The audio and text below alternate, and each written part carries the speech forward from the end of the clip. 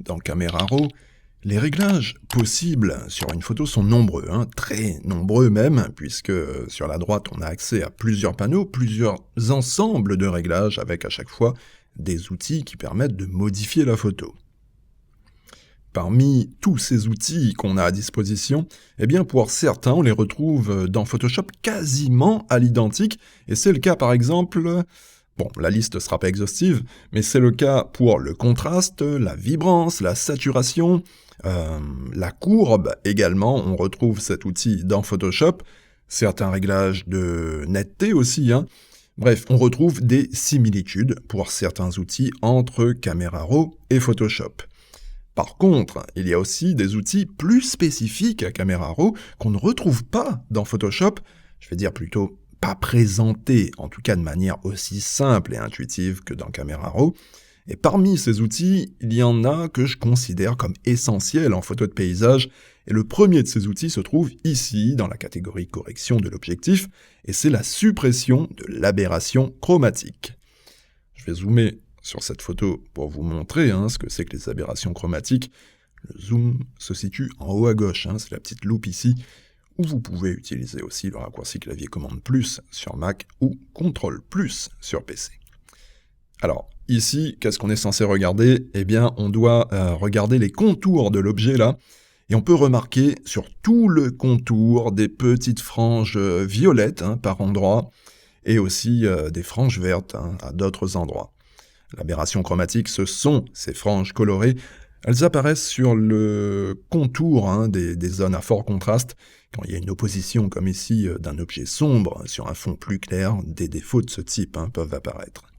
Et ces aberrations chromatiques, elles viennent de l'objectif de l'appareil photo. Tous les objectifs en ont plus ou moins, et ce défaut doit être supprimé. Déjà pas parce que c'est moche, tout simplement, c'est pas très joli, ces franges colorées, mais on pourrait dire, bon, limite c'est tout petit, c'est un détail, ça se verra pas.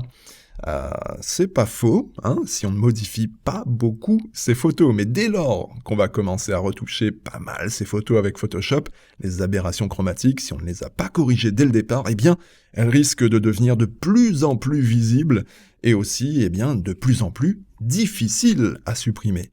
Et aussi, franchement, laisser des aberrations chromatiques sur une photo, ça fait très amateur, d'autant plus que c'est tellement facile à supprimer, il y a juste à cliquer ici, supprimer l'aberration chromatique. Je décoche et je coche en plusieurs fois, comme ça vous voyez bien la différence. Ok, c'est clair? Une correction toute simple à faire systématiquement sur toutes vos photos. Alors, pour vous montrer la suite, je vais revenir sur un affichage global, la taille écran. Et la prochaine correction à faire quasiment systématiquement sur vos photos, c'est activer le profil de correction. Je coche et je décoche pour que vous voyez bien la différence. Sans, avec, sans, avec. Alors, qu'est-ce que ça nous a fait? En fait, cocher cette case permet à Camera Raw de détecter automatiquement quelle optique a été utilisée pour cette photo. Et ici, en effet, il ne se trompe pas, j'ai bien utilisé un objectif Canon 16-35 f4 pour faire cette photo. Et sachant cela, en utilisant une base de données que le logiciel il a, eh bien Camera Raw va automatiquement corriger les défauts de cette optique, la déformation, aucune optique n'est parfaite à 100% niveau déformation, et donc nécessite une correction. Et le vignettage également est corrigé. Le vignettage, c'est l'assombrissement des bords de la photo. Dans la plupart des cas, on n'a pas à toucher aux valeurs par défaut de déformation et de vignettage, mais après, chaque photo étant unique, bien sûr, il peut arriver, des fois, qu'on préfère le rendu finalement avec la déformation d'origine, ou alors avec un peu plus de vignettage. Et bien là, libre à vous de réajuster ces curseurs selon vos goûts. Mais bon, la plupart du temps, les réglages par défaut sont très bien. Alors, un autre réglage que je vous conseille aussi très fortement de faire sur votre photo, c'est de choisir le profil couleur. Et ça se trouve dans le premier onglet, dans les réglages de base. Le profil couleur, c'est ici que ça se passe, avec un réglage par défaut sur Adobe Couleur. Et concrètement, qu'est-ce que ça veut dire? C'est quoi un profil couleur? Eh bien, un profil couleur, c'est la méthode, c'est l'algorithme qui a été utilisé par Camera Raw pour interpréter les couleurs de la photo. C'est un style général, un rendu par défaut, si on veut simplifier. Et le profil couleur, eh bien, il n'y en a pas qu'un, puisqu'en cliquant ici, on voit qu'il y en a plusieurs, et chacun de ces profils va nous donner un rendu différent. On va jeter un petit œil là-dessus. Adobe Éclatant, par exemple, lui, nous donnera une photo avec des noirs plus denses et des zones claires plus lumineuses. La photo paraît plus contrastée avec ce profil. Adobe Neutre, au contraire, lui, va nous donner un rendu très plat, avec très peu de contraste et des couleurs très peu saturées.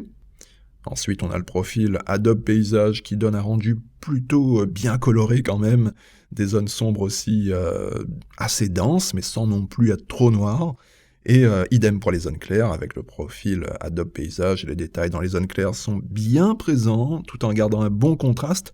Indéniablement, c'est un profil qui donne un rendu plutôt flatteur.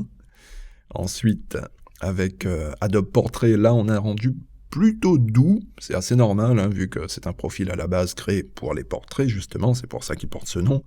Et donc un rendu qui, pour les portraits, donne des tons de peau très naturels.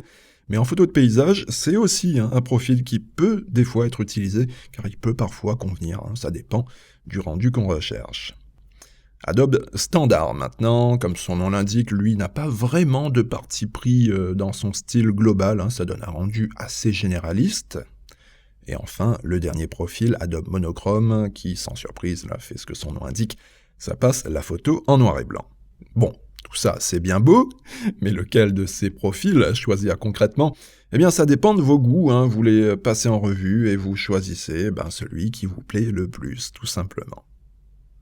Après, personnellement, de toutes les photos de paysage que j'ai retouchées, et j'en ai retouché beaucoup, les profils que j'utilise le plus souvent, c'est soit le profil par défaut Adobe Couleur, c'est une valeur sûre, on se trompe jamais en l'utilisant.